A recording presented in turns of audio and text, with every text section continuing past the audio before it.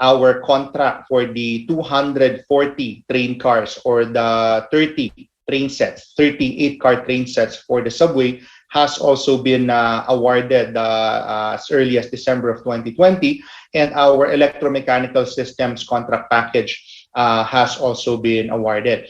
So all of these contracts of our contractors are already supported by our financing, our official development assistance financing from the Japan International Cooperation Agency or JICA.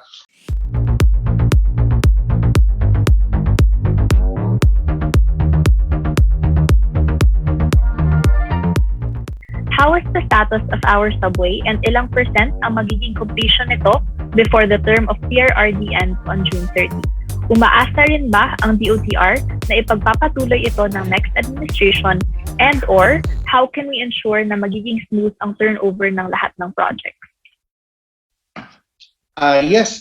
On the Metro Manila subway project, first of all, for the contractors, we are happy to report that almost most of our contract packages have already been awarded.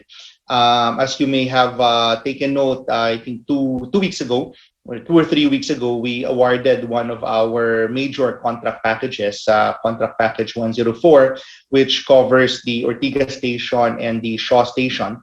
So that is in addition to the partial operability section from Valenzuela to North Avenue station. So not only have we awarded those civil works contracts already, our contract for the 240 train cars or the 30 train sets, 38 car train sets for the subway has also been awarded as early as December of 2020, and our electromechanical systems contract package has also been awarded. So all of these contracts of our contractors are already supported by our financing, our official development assistance financing from the Japan International Cooperation Agency or JICA. And of course, right of way is also already substantially delivered to our live contractors. And that is why, if you would notice, for example, in Valenzuela, at our depot site, in North Avenue station site, in Veterans Memorial, as well as the other sites, construction is already full steam ahead. So as you would know, when you have the contractors already in place, I mean, we have not only awarded the contracts, construction is actually ongoing. The money or the financing is already in place. The TRICA loans are already arranged, and right of way has also been mostly delivered to our contractors. Then we are hoping that with these three things, the continuity of the Metro Manila subway project will continue into the next. Pahabol question from Ted Cordero.